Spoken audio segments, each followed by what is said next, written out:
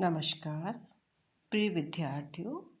आज का हमारा टॉपिक है भारत में शिक्षा नियोजन, एजुकेशनल प्लानिंग इन इंडिया। नियोजन शब्द किसी भी व्यक्ति, संस्था, संगठन और समाज के विकास के लिए हर दिशा में प्रमुख दिशा निर्देश है। नियोजन प्रत्येक राष्ट्र के विकास के लिए आवश्यक है और इसके अनुसार सामाजिक, राजनीतिक, आर्थिक, सांस्कृतिक और शैक्षिक क्षेत्र में बदलाव व्यवस्थित और क्रमबद्ध तरीके से है। नियोजन को साधनों और समीपता के निकटतम संभावित निरूपण द्वारा समग्र राष्ट्रीय नीतियों के बारे में लाने के लिए अग्रिम कार्रवाई की एक पद्धति के रूप में भी जाना जाता है। नियोजन शिक्षा के क्षेत्र में शैक्षिक नियोजन के रूप में आवश्यक है, जो समकालीन समाज में एक प्रमुख आवश्यकता है।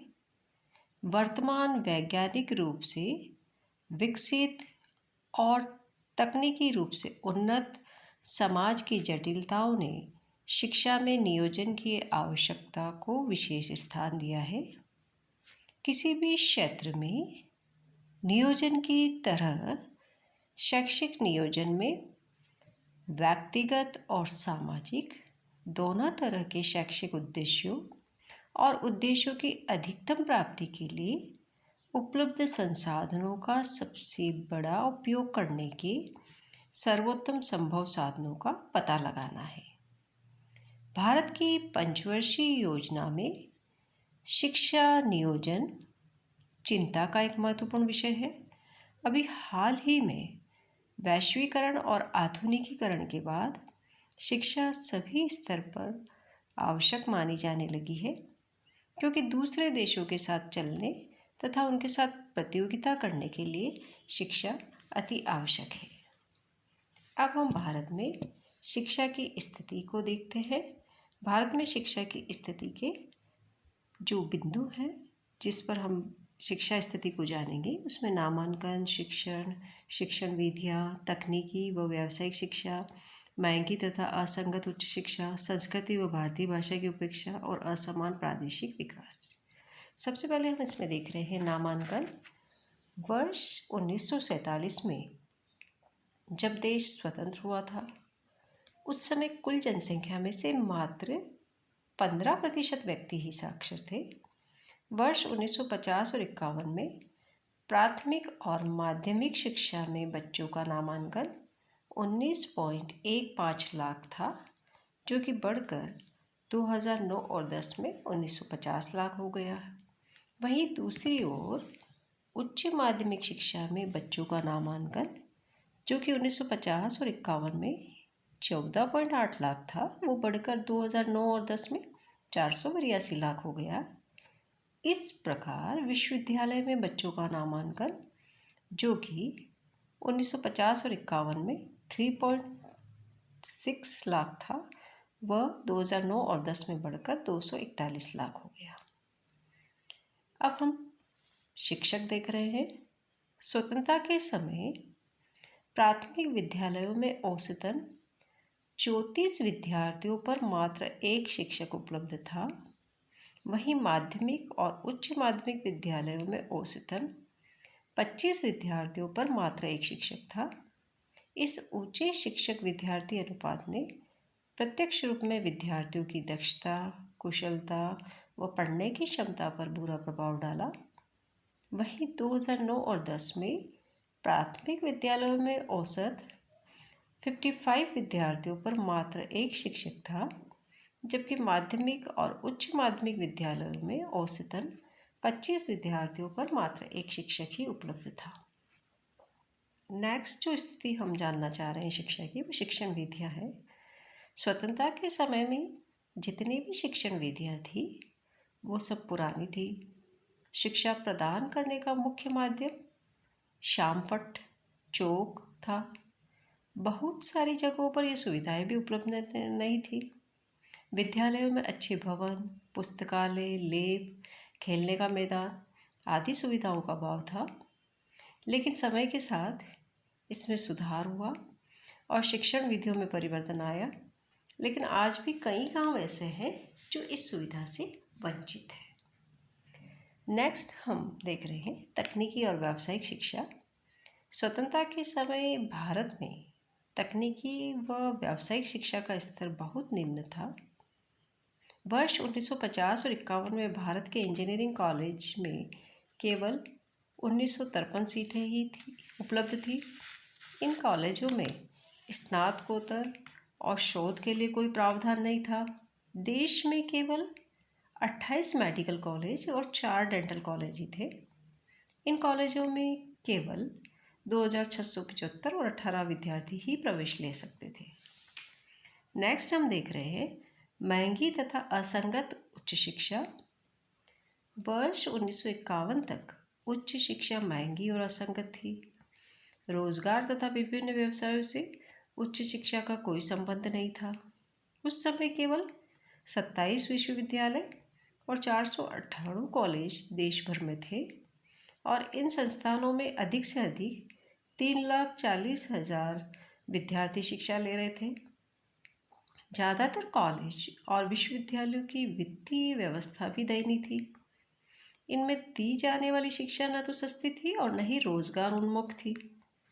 वर्तमान में उच्च शिक्षा में काफ़ी परिवर्तन देखा जा रहा है। 2009 और 10 में 554 विश्वविद्यालय हो गए और 32,974 कॉलेज हो गए। इनमें विद्यार्थियों की संख्या भी 275 लाख हो गई। पर आज भी उच्च शिक्षा महंगी है, लेकिन रोजगार उन्मुख हो गई है। नेक्स्ट हम देख रहे हैं संस्कृति व भारतीय भाषा की उपेक्षा। स्वतंत्रता से पहले उच्च शिक्षा पढ़ने का माध्यम केवल अंग्रेजी भाषा ही था। भारतीय भाषा और संस्कृति की उस समय उपेक्षा की गई थी, जिसके फलस्वरूप एक बड़ी मात्रा में गरीब और कमज़ोर विद्यार्थियों का समूह हो गया, जिससे मानव संसाधनों की हानि हुई। साक्षर और निरक्षर के बीच का अंतर बढ़ गया। लेकिन स्वतंत्रता के पश्चात भारतीय भाषा और संस्कृति पर बल दिया जाने लगा, जिसका परिणाम यह निकला कि मानव संसाधनों का उचित विकास व उपयोग होने लगा और साक्षरता में वृद्धि हुई। वर्ष 1950 और 51 में साक्षरता दर 18.3% थी, जो 2011 में बढ़कर 74.1% हो गई। नेक्स्ट देख रहे हैं असमान प्रादेशिक विकास। स्वतंत्रता के समय देश में शिक्षा के विकास में क्षेत्रीय व प्रादेशिक असमानताएं पाई गई। ग्रामीण क्षेत्र में शिक्षा का विस्तार लगभग नगण्य था। शिक्षा की दृष्टि से देखा जाए तो अनुसूचित जाति के विद्यार्थियों का शिक्षण स्तर काफ़ी पिछड़ा था। वर्तमान में हालांकि शिक्षा के विकास में प्रादेशिक असमानताओं में कमी आई है, फिर भी इसमें सुधार की आवश्यकता है।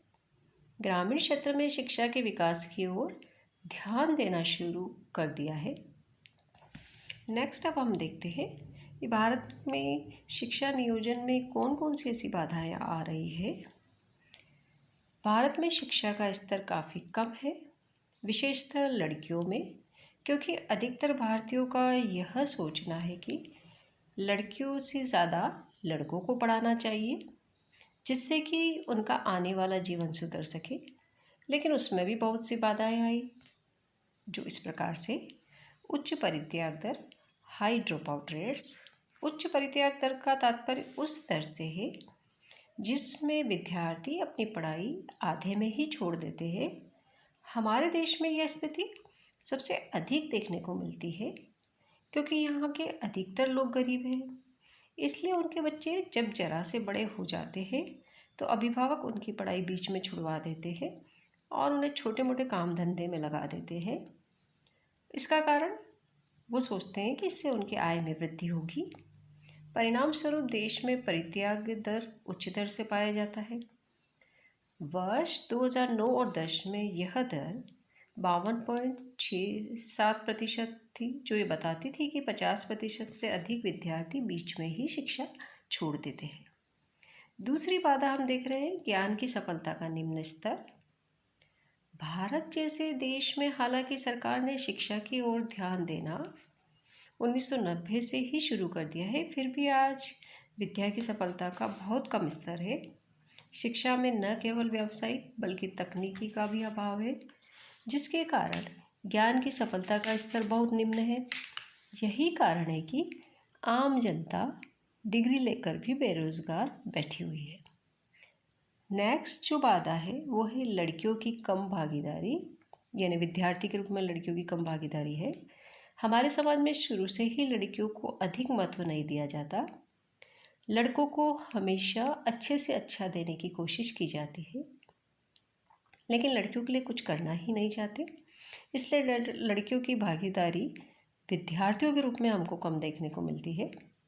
अभिभावक इनकी पढ़ाई बीच में ही छुड़वाकर घर संभालने, खेती में हाथ बटाने और बच्चों की देखभाल में लगा देते हैं, जिसके कारण लड़कियों की भागीदारी विद्यार्थी के रूप में कम देखने को प्राप्त होती है। वर्ष 2011 में लड़कियों की परित्याग दर ड्रॉप आउट रेट्स 47.9% थी, जो ये दर्शाती है कि लगभग 50% छात्रा किसी न किसी कारण से अपनी पढ़ाई आगे नहीं कर पाती। नेक्स्ट बाधा हम देख रहे हैं अपर्याप्त विद्यालय आधारभूत सेवाएं। भारत जैसे विकासशील देश में वित्त संबंधी समस्या एक आम समस्या है। यही कारण है कि विद्यालयों की दशा आज बहुत खराब है, और विशेष तौर से ग्रामीण क्षेत्र में वहाँ न केवल विद्यालय की संख्या कम है, लेकिन जो है उनमें भी अपर्याप्त सेवाएं हैं, जैसे पीने का पानी, शौचालय, फर्नीचर का अभाव आदि। वहीं दूसरी तरफ शहर में जगह जगह विद्यालय तो खुल गए हैं, लेकिन आधारभूत सुविधाएं न होने के कारण विद्यार्थियों की दशा खराब है। नेक्स्ट जो बाधा हम देख रहे हैं वो है उच्च अध्यापक अनुपस्थिति दर, हाई टीचर रेट। देश में हालांकि जगह जगह विद्यालय तो खुल गए हैं, लेकिन इनकी दशा बहुत ही दयनीय है। यहाँ न केवल सुविधाएं अपर्याप्त है, बल्कि अध्यापकों की भी भारी मात्रा में कमी है, एब्सेंटीज ज़्यादा है, और जो शिक्षक लगे हुए हैं वो भी अधिकतर अनुपस्थित रहते हैं।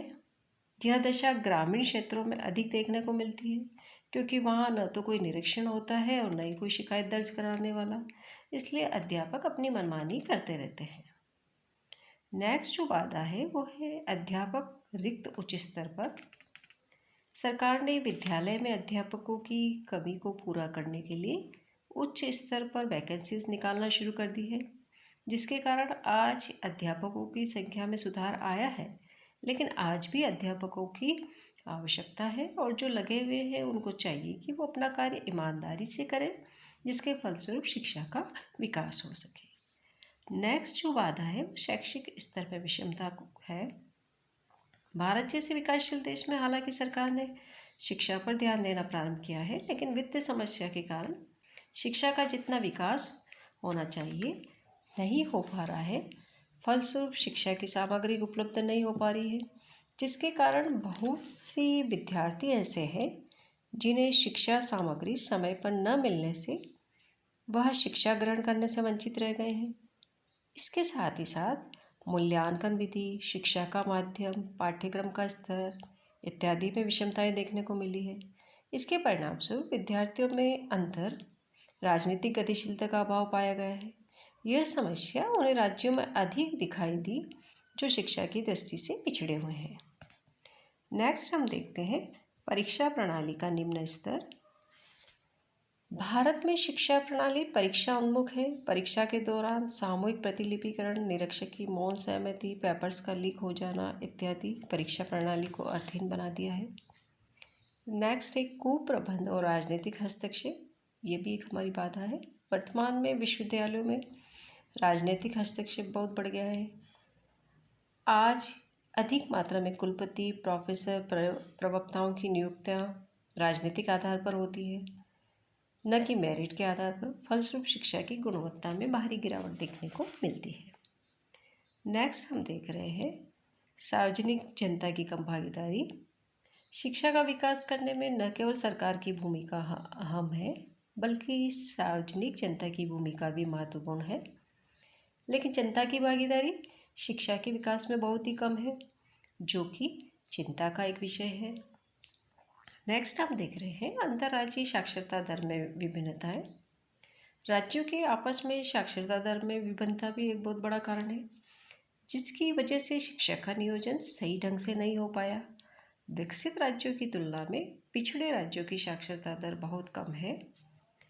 2009 और 10 में महाराष्ट्र, हिमाचल प्रदेश, केरल की साक्षरता दर जहां पर 82.3, 82.8 और 94 थी, वहीं दूसरी ओर राजस्थान, बिहार में 66.1, 61.8 ऐसे राज्य हैं जहां पर साक्षरता दर बहुत कम है। इन उपरोक्त कारणों से स्पष्ट होता है कि इन सब की वजह से शिक्षा का नियोजन सही ढंग से नहीं हो पाया है। यह सभी कारण कहीं न कहीं शिक्षा के विकास में बाधाओं को दर्शाते हैं, जिसे दूर करने के लिए सरकार और आम जनता को अपनी अपनी भागीदारी निभानी होगी, जिससे कि आने वाले समय में शिक्षा का विकास तेज गति से हो सके। धन्यवाद।